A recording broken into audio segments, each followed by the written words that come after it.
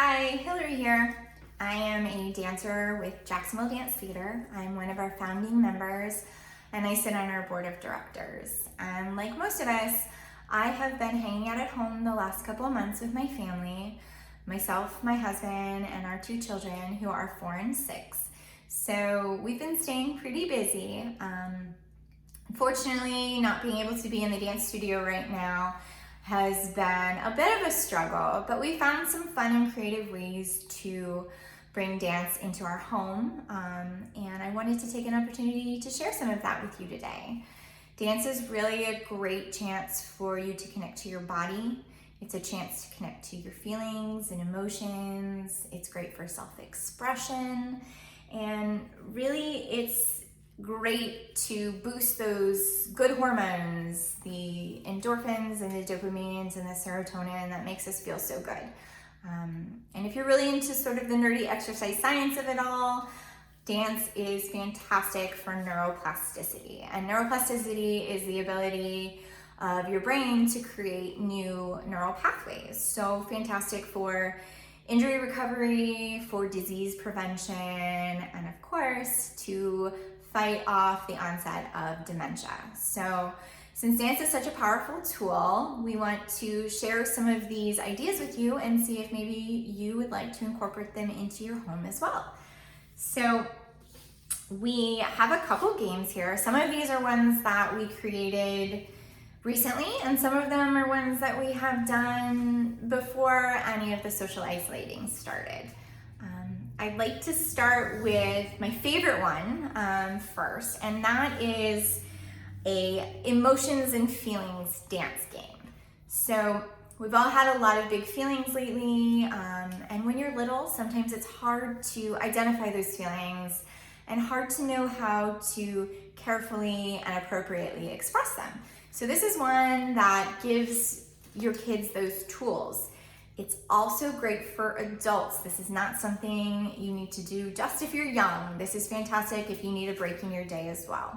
So we happen to have these cards at home, and they're cards that have emotions listed on them. Silly, calm, excited, happy, angry. We have disappointed, brave, embarrassed, and it goes on. We have a big stack of them. Now, you don't need to have cards like this. You can take a piece of paper, write some words on pieces of paper, throw them in a hat. You can just come up with words on the spot. You don't even have to write anything down. So it's up to you how you want to approach it. But for this game, we're going to take some of these cards, we're going to pull one of these cards, and you're going to dance that feeling.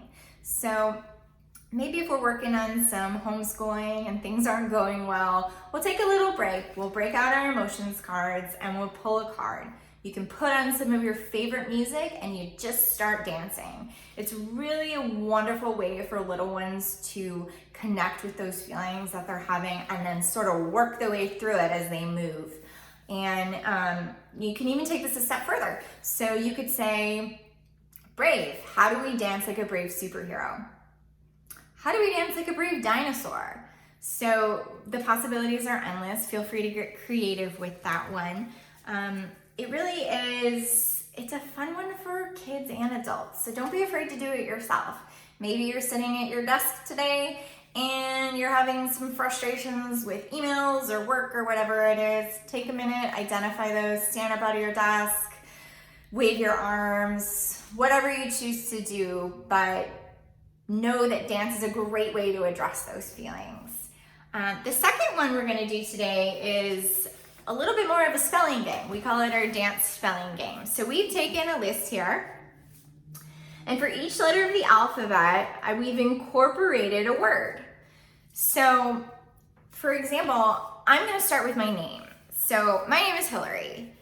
Going down my list, each letter of my name leads me to a word. And so Hilary, twist, sharp, silly, slowly, smooth, quick. So that's my dance. I'm going to take those words and I'm going to come up with a sequence of movement and I'm going to have fun with it. You can do it with every name of every member of your family. You can do it with the days of the week. Lots of different ways to incorporate it. If you're working on something specific with school, maybe, you know, my children have been learning about penguins this week. Maybe we spell penguin and then we do the dance like a penguin would do it. You know, and you can take this list, feel free to screenshot it, write it down, create your own list, whatever you'd like to do, and you can get creative with it. There's a lot of ways to incorporate some of your child's schoolwork into this as well. My son is working on letter recognition, so I can tell him, can you find the M? There's the M. M is peacefully. How do we dance peacefully? You could also take this, my daughter is learning the difference between a noun, a verb, and an adjective. You can create your own list. Can we come up with our alphabet of descriptive words? Can we come up with our alphabet of action words? So if you have an older student, you could do alliteration. Each letter needs to have a descriptive word that starts with each letter. So lots of ways to do that one and lots of fun. You can even layer stuff on top of that. You can dance your name. Now here's your challenge. Let's reverse it. Or let's do it in a small space. Can we do it standing on our bed? Can we do it laying down? Can we do it just with our arms? Can we do it just with our legs? Lots of different ways to incorporate that one. And lastly, we have sort of an all-time favorite. We've probably all played this at some point, but freeze dance is a great one. Freeze dance is quick and easy. If everyone's having a moment and needs a little break, you can throw on your favorite music and just start a game of freeze dance. Another great resource for freeze dance, YouTube has a whole bunch of videos you can use where they play music and they stop. So you don't even have to run the music. You can just jump in and do it with the kids. I also want to say that any of these games can be done by anyone of any age, of any ability. Everything can be modified. Dance is something you feel inside of you.